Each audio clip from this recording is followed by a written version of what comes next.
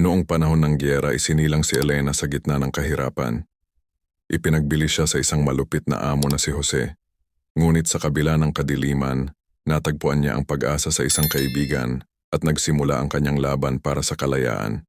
Kung bago ka pa lang sa aking channel, huwag kalimutan mag-like at mag-subscribe para sa mas marami pang ganitong kwento. Gabi na noon, unti-unti nang lumulubog ang araw at tumarampi na ang dilim sa paligid. Isang lalaki, si Mang Domeng, ang nagmamadaling naglalakad habang mahigpit na hawak ang kamay ng kanyang anak, si Elena, isang batang babae na nooy balot ng takot at pagkalito. Sa isang madilim na kanto, nasa lubong nila ang ilang lalaking dating kakilala ni Mang Domeng. Isa sa kanila ang pabirong nagsabi, "Hindi ka pa rin nakabayad, Domeng."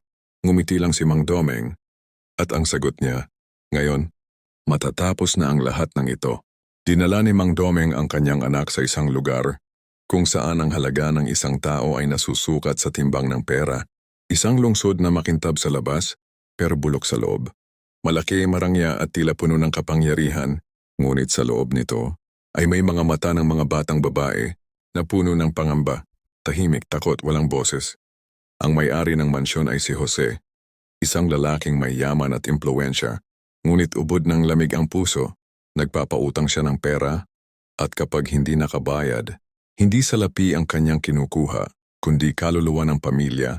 Doon, sa mismong gabi ring iyon, iniabot ni Mang Domeng ang kamay ni Elena kay Jose. Walang imik si Elena pero unti-unti, nauunawaan niya ang bigat ng sitwasyon.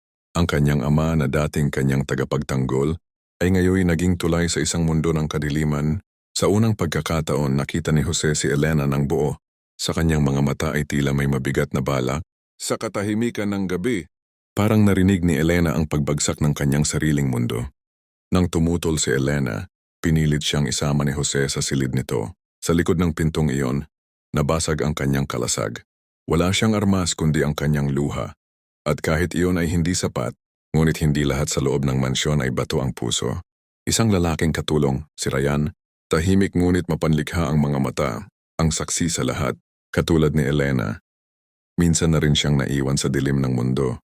Nauunawaan niya ang sakit ng pagkabigo at lalong-lalo na ang pakiramdam ng pagiging gamit na lang ng kapwa-tao.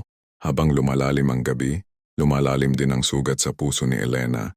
Sa gabing iyon, hindi lang ang kanyang kalasag ang nabasag, kundi pati ang pananampalataya niya sa pamilya, sa pagkabata at sa pag-asa kinabukasan.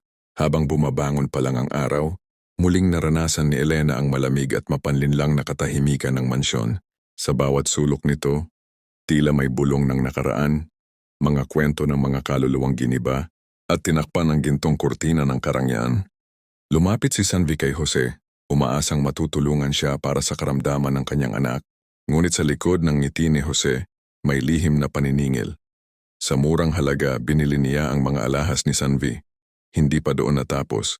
Sa paraang hindi direkta, inangkin din niya ang karapatan sa batang si Isha.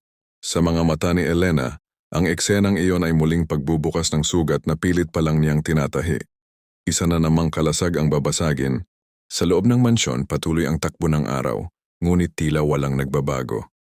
Si Jose ay nagiging mas mapang-abuso sa kapangyarihan, at si Elena unti-unting natututo kung paano mabuhay sa piling ng halimaw. Sa pamamagitan ng pagpapanggap, hindi siya umiiyak, hindi siya umaangal. Pero gabi-gabi, naririnig ng kanyang unan ang mga panaghoy na hindi niya mailabas sa araw. Isang gabi, habang si Jose ay lasing, inalagaan siya ni Elena. Pinainom niya ng gatas, pinunasan ang kanyang noo, at sa huling sandali bago ito makatulog, inabot ni Jose sa kanya ang isang kwintas, isang regalo, isang simbolo ng ganti sa kabaitan, ngunit para kay Elena, ito'y paalala kung gaano kababa ang halaga ng kanyang pagkatao sa mundong ito. Mula noon si Elena ay laging nasa tabi ni Jose. Hindi para sa pag-ibig, hindi para sa aliw, kundi dahil alam niyang iyon ang tanging paraan upang manatiling buhay. Sa kanyang katahimikan, natutong lumaban si Elena. Hindi sa sigawan kundi sa pagkamulat ng isipan. At sa bawat araw na lumilipas, mas tumatapang siya. Isang araw dinala ni Jose si Elena sa palengke. Doon sa isang inuman, nakita niya muli ang kanyang ama, si Mang Domeng. Nakangisi, lasing, at tila walang aninong bumabagabag sa konsensya nito. Habang nakatayo si Elena sa isang sulok, lumapit sa kanya ang may-ari ng lugar, si Sanvi, si Isha. Hindi lang sila ang biktima, bulong ng matandang lalaki. Wala pang umaalis dito ng buo. Alam ni Elena ang totoo. Alam niyang ang katahimikan ay kasinlakas ng sigaw kung alam mong saan ito ilalagay. Gabi na. Habang tulog si Jose sa kalasingan, tahimik na binuksan ni Elena ang kanyang tresoro. Doon, nakita niya ang kwintas ng kanyang ina, ang parehong alahas na isinangla noon ni Mang Domeng para makaligtas sa utang. Hawak ang kwintas, naramdaman niya ang piraso ng pagkataong matagal na niyang hinahanap. Tahimik niya itong itinago. Hindi para magnakaw kundi para maalala kung sino talaga siya. Sa isang tagpong puno ng katahimikan, naupo si Elena sa tabi ni Ryan. Sa malamlam na ilaw ng gabi, isinalaysay ni Ryan ang kanyang kwento kung paano siya minsang nagtangkang tumakas. Ngunit siya'y nahuli at bilang parusa, itinakip sa kanyang mundo ang dilim. Simula noon, natutunan ni Ryan na huwag magtiwala. Hindi sa liwanag, hindi sa pag-ibig, lalo na sa sarili. Narinig ni Elena ang kanyang sakit, hindi sa sigaw kundi sa pagitan ng kanyang mga salita. Sa gabing iyon, parang may dalawang pusong basag na tahimik na nagtagpo. Habang lumilipas ang mga araw, unti-unting napagtanto ni Elena na hindi na sila mga biktima lamang. Habang naglalaba sa tabing ilog, nakita ni Elena si Isha. Ngunit ang dating masigla ay pinalitan ng malungkot at tila kaluluwang ligaw. Nilapitan siya ni Elena, ngunit agad itong inagaw ni Sanvi na tila natatakot na may sasabihin ng anak. Pag-uwi sa mansyon, nadatnan ni Elena na binubugbog ni Jose si Ryan at pinagbintangan itong nagnakaw ng isang mahalagang kwintas. Hindi na napigilan ni Elena ang kanyang damdamin. Kumapit siya sa isang matalim na bagay at inilagay ito sa kamay ni Jose bilang babala. Sa araw na iyon, nailigtas ni Elena si Ryan mula sa pananakit. Simula noon, unti-unting lumalim ang kanilang pagkakaibigan, hindi lamang sa katahimikan, kundi sa pagtanggap at pagdamay. Isang gabi, sa likod ng mansyon, ibinahagi ni Ryan ang kanyang lihim na pangarap. Ang maramdaman na siya ay may halaga, kahit sa pinakasimpleng paraan. Naunawaan ni Elena ang sugatang puso ni Ryan at nagpasya siyang tulungan ito, hindi bilang babae sa lalaki, kundi bilang kapwa-tao. Ramdam ni Elena ang sakit na nararamdaman ni Ryan, kaya't dahan-dahan niya itong hinawakan sa pisngi at unti-unting naglapit ang kanilang mga labi. Kinabukasan, magkasama sina Elena, Ryan at Jose sa gubat.